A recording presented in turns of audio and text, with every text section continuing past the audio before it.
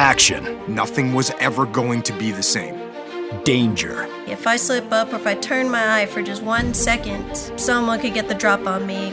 Adventure. The Amazon River, they have a version of everything in North America except bigger and scarier.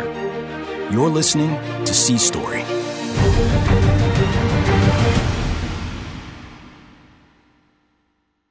Bonus episode, Humanitarian.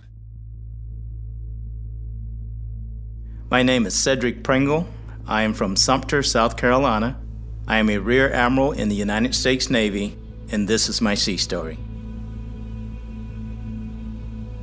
One of the things that attracted me to the Navy was the opportunity to see the world and to do things and to be challenged and to have educational and job opportunities, which include having survived and served on 6 different humanitarian assist missions.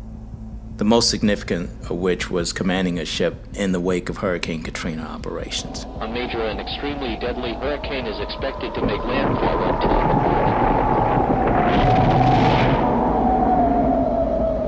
morning. Typically, the Navy goes over the horizon to do our missions. We send pictures and we tell people what we've done, but it's very rare that we have an opportunity to have a Navy ship and its crew make a difference on American soil.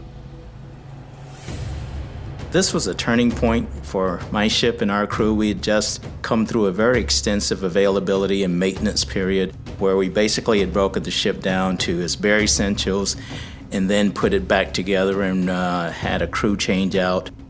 And so we were just starting to get our sea legs back under us when we got the weather report that the hurricane was inbound towards the cities there on the Gulf of Mexico. Hurricane Katrina. Most of the area will be uninhabitable. Immediately after we got notification that this would be a very significant storm, Category 5 hurricane, we were told that we needed to come back and sprint as quickly as possible to the Gulf of Mexico to be in position to provide relief. The one word that comes to mind is devastation.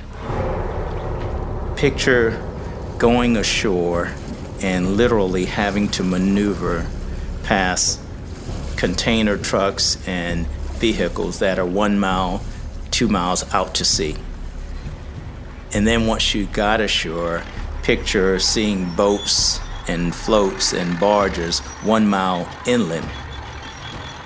And all of the homes that were waterfront properties, all the buildings that were waterfront properties were leveled, completely leveled, almost like the hand of God had just kind of wiped it completely. Our Navy ships and all of the other assets associated with it are designed for a certain purpose, but when the need arises and we have to provide humanitarian assistance, our mission usually breaks down to about 3 different categories.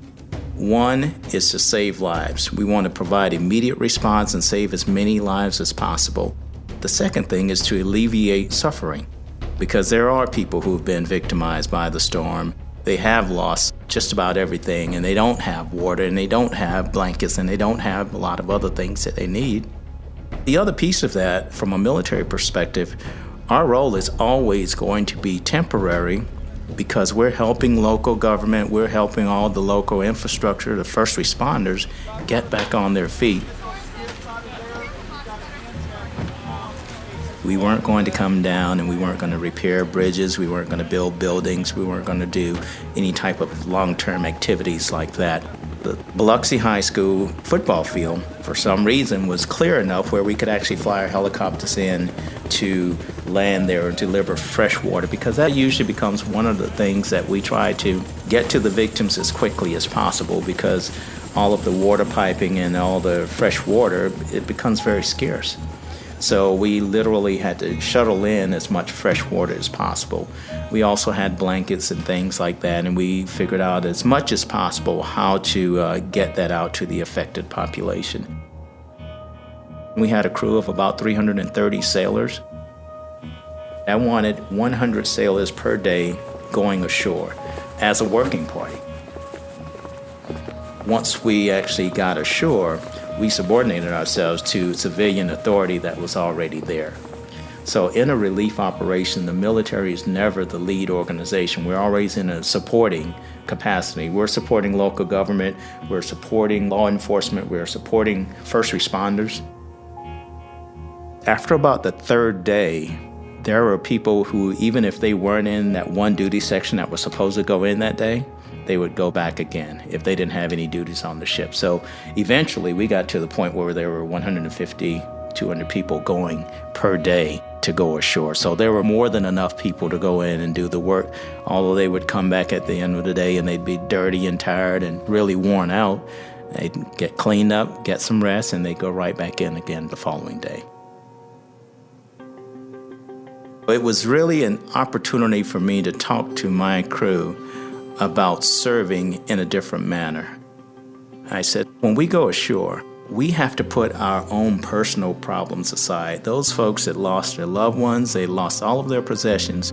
So what they needed to see from us were helping hands where we were willing to work in the relief shelters, willing to clear debris, willing to do whatever we needed to do to make a difference. Going to Biloxi, Mississippi and seeing the level of devastation there and really just making a difference. I could literally see the difference in each and every member of my crew that had the opportunity to participate in that very, very tragic event. It's really something that most sailors don't do. Most of us do our business on board a ship, and a ship is a fairly stable environment. Even if you're underway and you're operating and you're launching missiles or you're doing something else that a ship's designed to do, it's pretty much the same and it doesn't change. But when you go ashore and you step off of your ship and you leave the comfort of your own rack and your own galley and all the other creature comforts that we have on our ship, going ashore and seeing that level of devastation, I think really just gave each and every one of our sailors, one, appreciation for the power of a hurricane, but two, I think they were all truly moved by their ability to make a difference.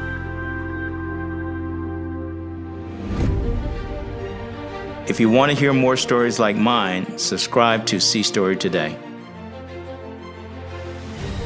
Sea Story is brought to you by America's Navy. Learn more at Navy.com.